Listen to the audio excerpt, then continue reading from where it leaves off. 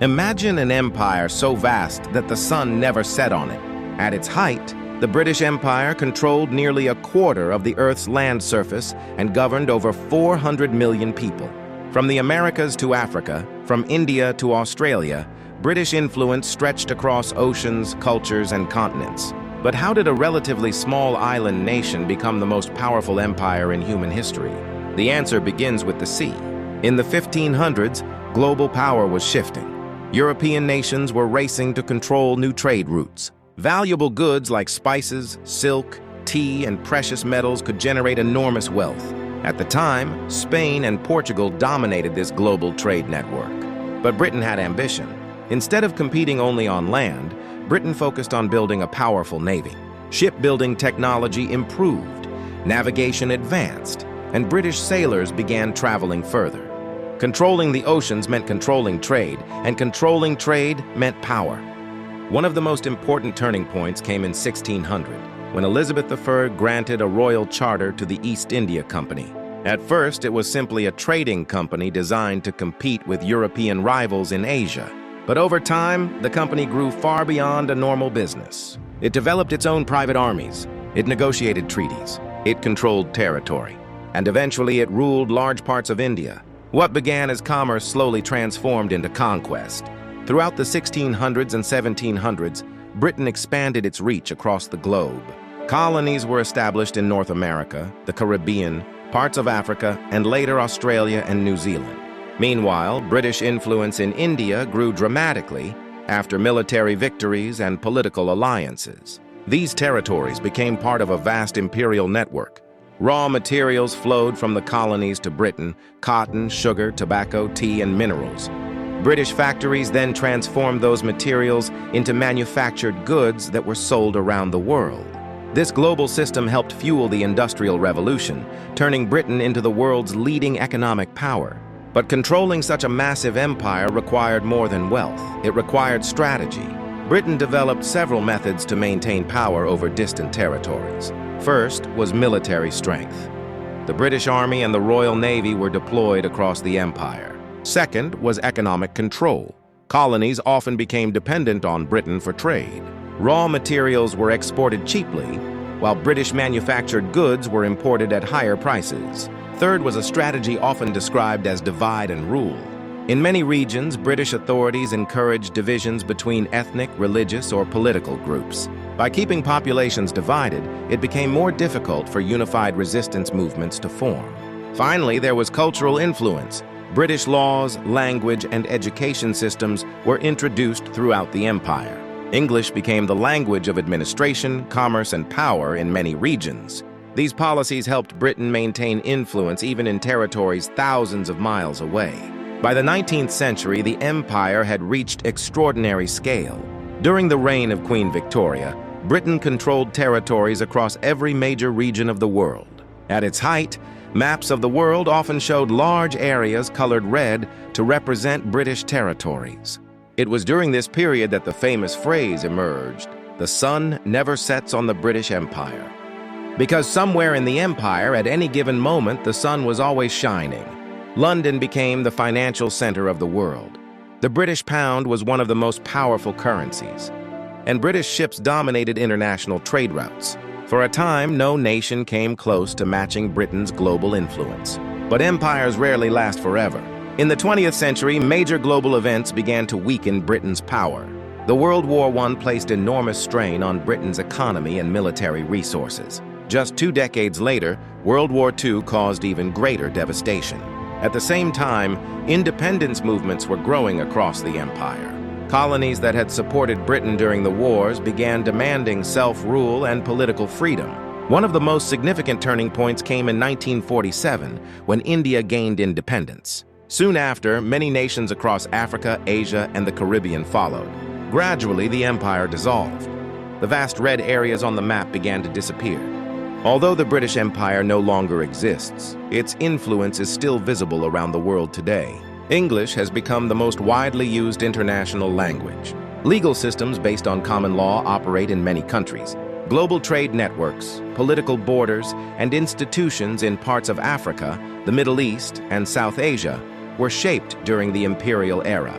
For some, the empire represents technological progress, global trade, and cultural exchange. For others, it represents colonization, exploitation, and conflict. Life inside the empire. To understand the British Empire, we also have to understand what daily life looked like within its territories. For millions of people across Asia, Africa, and the Caribbean, imperial rule was not just a distant political system, it shaped everyday life. Colonial administrations built railways, ports, and telegraph networks designed to connect distant regions with global trade routes. In places like India, thousands of miles of railways were constructed, making it easier to move goods, troops, and resources across vast distances. Cities such as Calcutta, Bombay, and Hong Kong became major centers of commerce within the empire. Merchants, officials, soldiers, and workers from many cultures lived side by side, creating societies that were complex and deeply interconnected.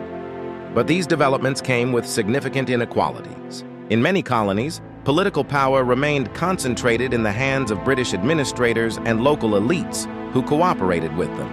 Indigenous populations often had limited representation in decision-making and were subject to laws designed primarily to protect imperial interests. At the same time, new education systems were introduced. Schools taught English language, British political ideas, and Western sciences.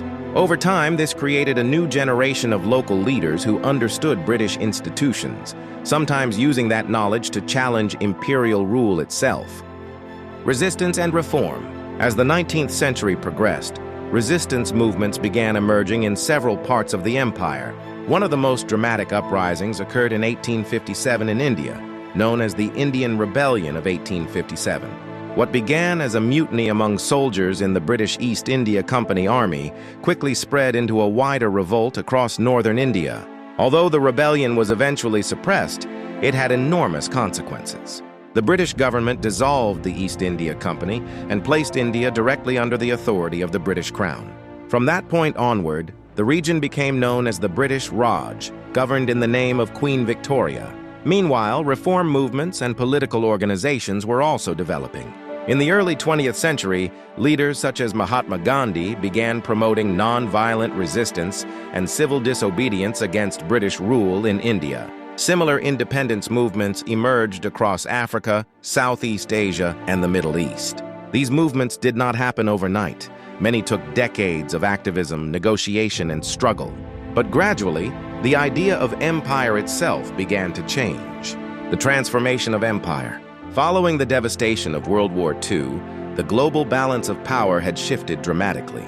The United States and the Soviet Union emerged as new superpowers, and colonial empires increasingly faced international pressure to allow self-determination. Within Britain itself, economic recovery became the priority.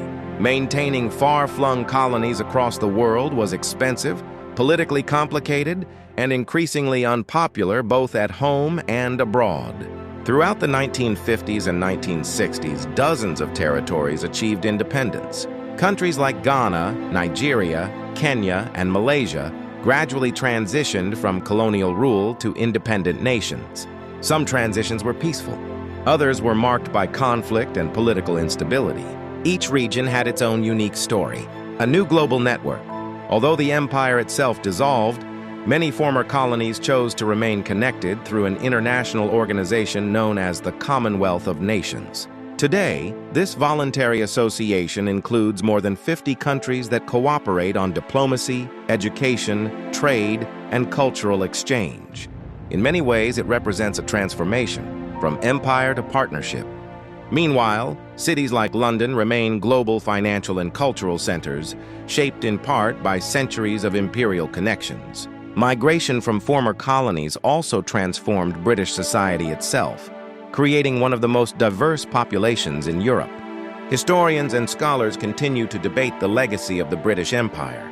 Some emphasize the spread of global trade networks, infrastructure, and political institutions. Others focus on the exploitation of resources, economic inequality, and the long-term effects of colonial boundaries and policies. Both perspectives are part of the historical conversation. Understanding the past requires examining its achievements and its consequences. More than a century ago, British ships traveled every major ocean and its territories stretched across the globe.